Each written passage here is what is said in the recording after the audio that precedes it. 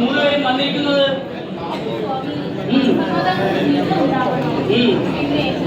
സമ്പത്ത് ലഭിക്കണം. ഞാൻ ആഗ്രഹിക്കുന്ന കാര്യങ്ങളെല്ലാം നടക്കണം സ്വാമി.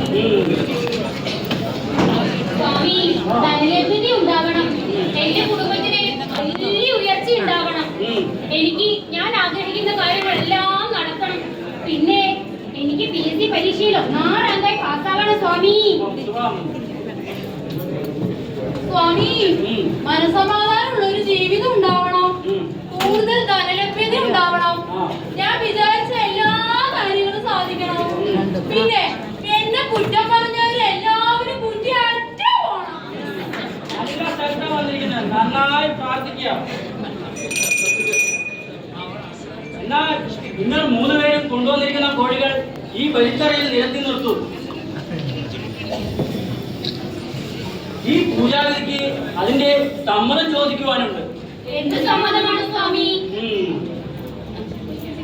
ഈ തീർത്ഥമെടുത്ത് കോഴികളുടെ തലയിൽ ഒഴിക്കുമ്പോൾ കോഴികൾ തലകുടയണം. അങ്ങനെ തലകുടഞ്ഞാൽ ഈ പൂജാവിധിക്ക് സമ്മതം എന്നർത്ഥം.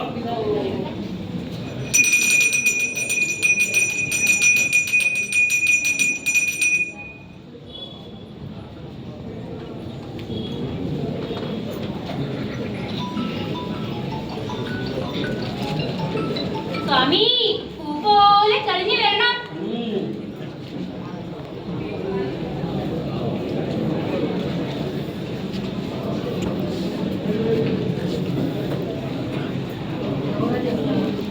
നിങ്ങൾ മൂന്നുപേരും എന്തോ പാപം ചെയ്തിട്ടുണ്ട്.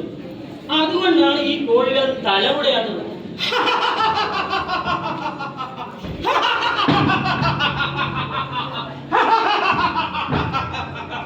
മൂടപ്രജകളെ, 21ാം നൂറ്റാണ്ടിലും ഇത്രയും ഒരു അന്ധവിശ്വാസമോ?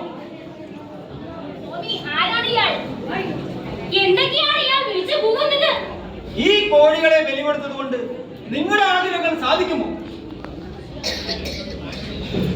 മാതാപിതാക്കളെയും ഗുരുജനങ്ങളെയും സഹപാഠികളെയും സഹജീവികളെയും അയൽക്കാരെയും ഒക്കെ സ്നേഹിക്കാൻ പഠിക്കും. എന്നിട്ട് ആരാധനാലയങ്ങൾ മുഴുവനും അറിവ് നൽകുന്ന പാഠ്യശാലകളാക്കും. അല്ലാതെ കല്ലിനും മണ്ണിലും ലോകത്തിലും പണിത വീരങ്ങളെ വിശ്വസിക്കാതെ സ്വന്തം അധ്വാനത്തിൽ വിശ്വസിക്കും. ആപത്ഘട്ടങ്ങളിൽ പാവങ്ങളെ സഹായിക്കാൻ പഠിക്കും. അല്ലാതെ ഈ പൂജയില്ല ആവശ്യം.